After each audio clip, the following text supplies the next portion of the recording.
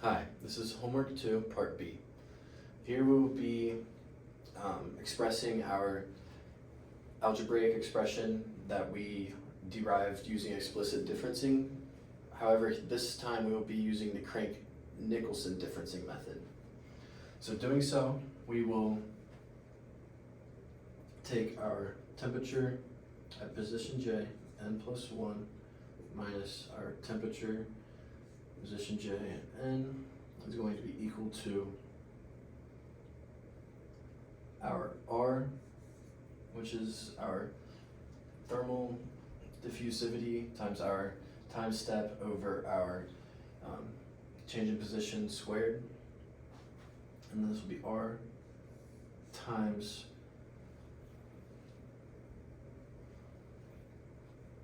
our temperature at position to the right at our n plus 1. So for Crank-Nicolson, we are going to do our n plus 1, which is going to be the term on the right, and then we will be adding at the position n.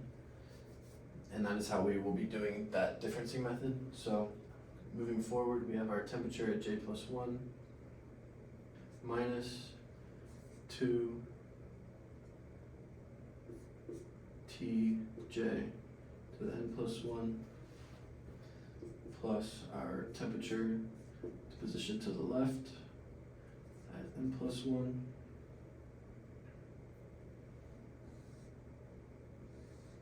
and then this will be plus our temperature at n to the right minus 2 times our temperature at n at position J plus our temperature at n at position to the left.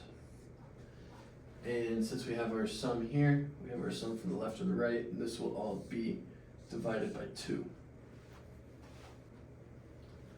Alright, so moving forward with the Crank-Nicolson, we're going to want to focus just on the right-hand side of our expression. So we can go ahead and write that our negative R times our temperature position to the right at n plus 1 is going to be plus, we have 1, so we're going to pull out a 1 plus 2R, and this will be times our temperature J to the n plus 1, and then lastly we will be adding our R times the temperature to the left, J minus 1 to n plus 1. And then this is going to be equal to our right side over here. So we have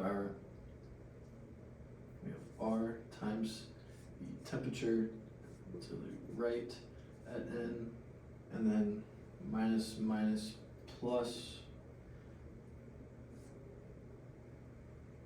This will be 1 minus 2R times our temperature at position J, n, and then lastly plus R times temperature to the left at n. So here is our expression for the Crank-Nicolson differencing. Hi, now that we have derived our Crank-Nicolson differencing expression for our heat diffusivity, we will now want to go ahead and prove what values of our R will hold true for this simulation using the Crank-Nicolson.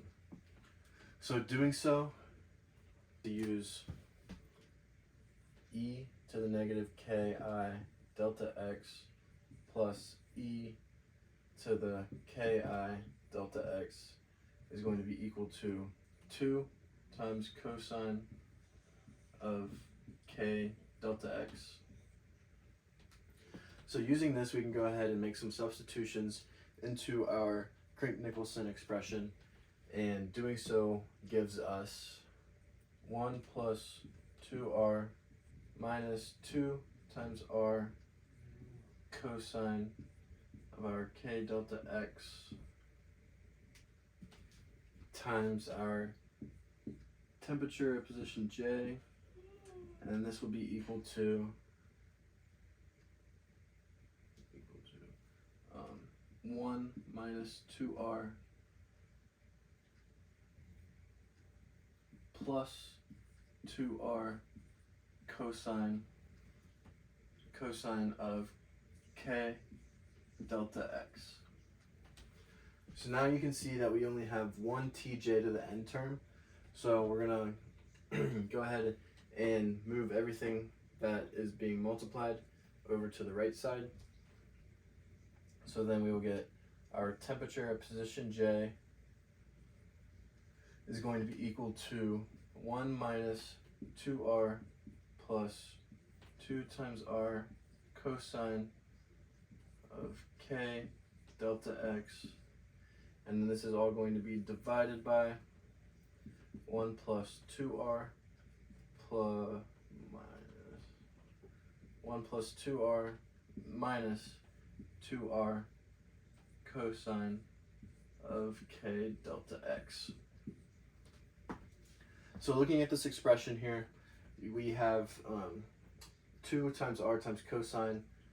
We have a positive and a negative, so these are kind of like conjugates of each other.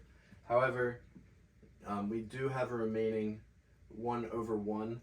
Therefore, any value of r that we choose using the Crank-Nicolson method will go ahead and converge, and we will be able to successfully run the simulation. Thank you.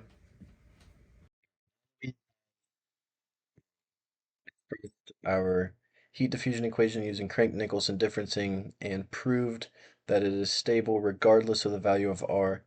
We will now simulate this time-dependent response, and then we will discretize the bar 100 times, and we will resolve the equations from part 1, and we will use scipy.linalg.solve banded for r is equal to 2 over 2500 time steps, and then plot the results in 100 time step intervals.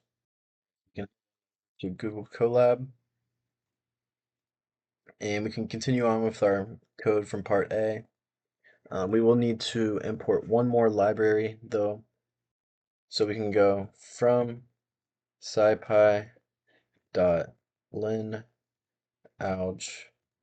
We will import solve and then banded.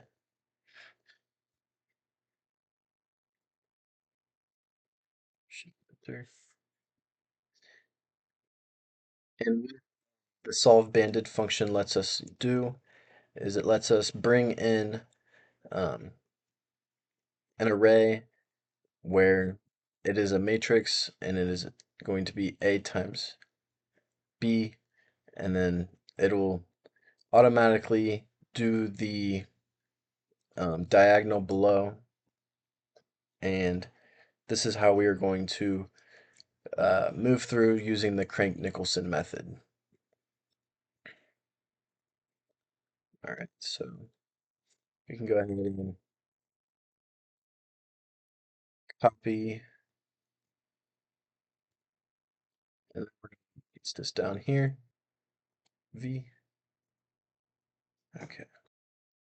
So we get this pasted in here for our part B. I'm gonna go ahead and crank Nicholson. Right. So the first thing that we're going to want to do is change our hard coding in of the temperature of the left and the temperature of the right. So instead of having it 0, we're going to call this TL is equal to 50, and then TR is equal to 80.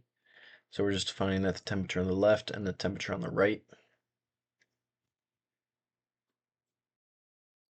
All right, so next what we're going to want to do is code in our sparse array.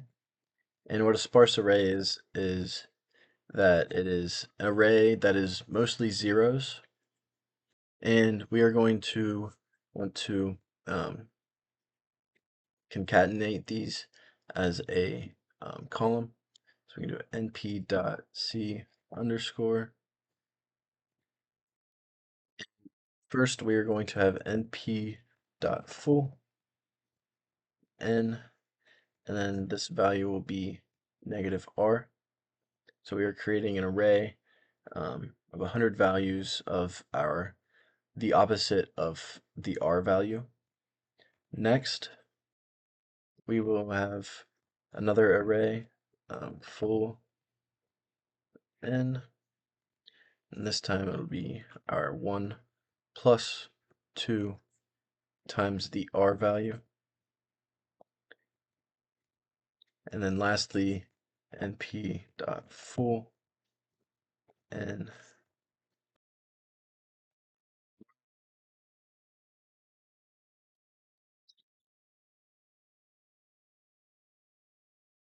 Saying that C-class object is not callable. So let's go ahead and transpose this. I believe my issue is that I was not creating a list by using brackets. So let's go ahead and do so. Shift enter. All right, so let's check out what our sparse matrix looks like, or our sparse array, sorry.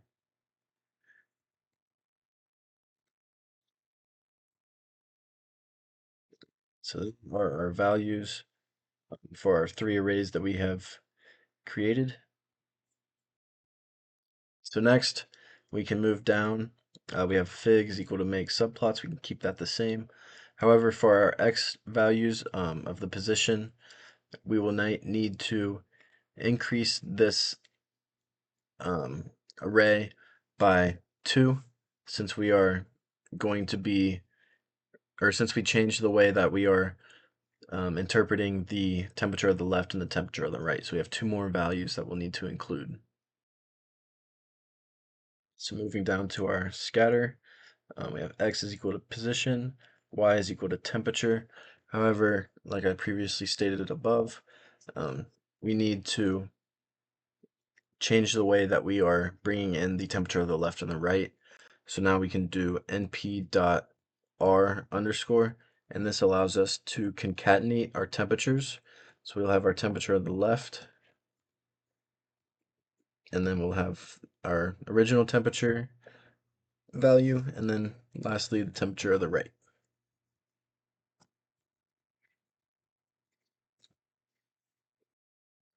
Our scatter updated, we now need to reference back to our problem.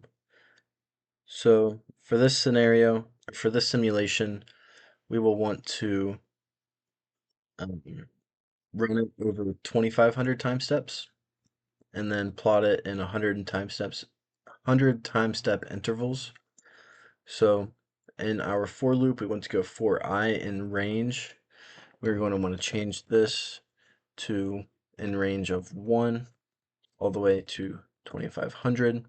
So that supports it all the way until 2,500. So next, we can go ahead and get rid of this line of code.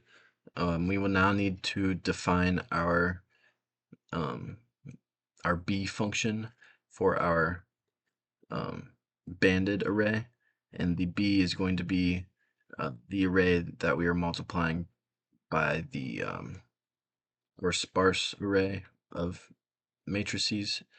So going back to Colab, we will want to define B as equal to the right side, and that is going to be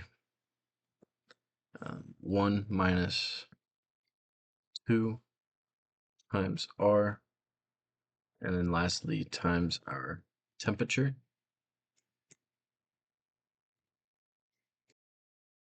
Next, we are going to want to define our B from 1 to -1. So that is pulling our second value in the list all the way until the very end. And then this is going to be equal to itself. So I can go ahead and do plus equal our R times the temperature, and then this will be 2 until the very end. So that is going to be the third value in the index all the way until the very far right term. And then similarly, we want to go B1 to -1 again, and this will be plus equal to R times the temperature, and then to -2. So that is pulling all of the terms until the last two terms in the list. So next, we need to define the very first term for our b, so we can go b0 will be plus equal R times our temperature, the second value, plus 2 times R times the temperature of the left. And then we want to go from B -1, and then this will be plus equal to R temperature -2, pulling the far right terms, and then plus our 2 times R times the temperature of the right. So now that we have all of our right sides defined for our b terms, we now want to go ahead and create a function t, and this will be equal to solve banded. And within here, we need to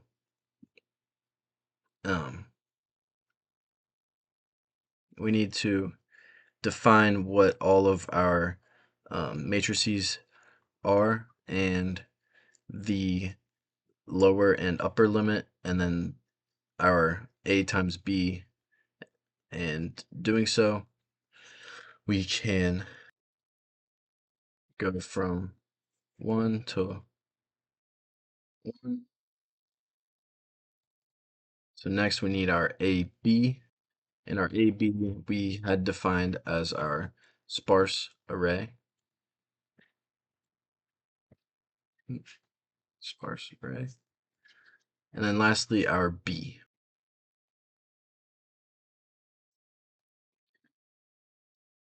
So we can move forward. If I percent 1,000, that was for our previous one. This one, we want to do 100 time step intervals. So doing so, just change that to 100.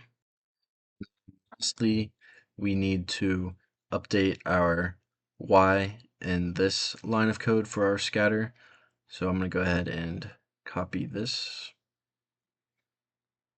Control C, and then Control V. All right, so now we get that pasted in here. Let's go ahead and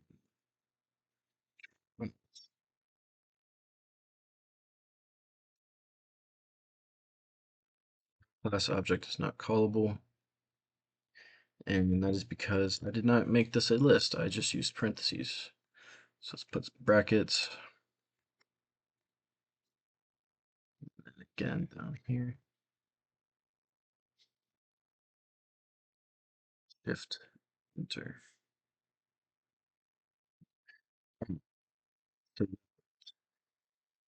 So here is our plot for the Crank-Nicolson method. However, this was within R value of 0.501. We need to evaluate it at R is equal to 2. So let's go ahead and update this to 2. Shift Enter. All right. So Again, this is the similar plot that we got from part A, with the temperature on the left being 50 and the temperature of the right being 80. However, this is able to converge for basically any R value, uh,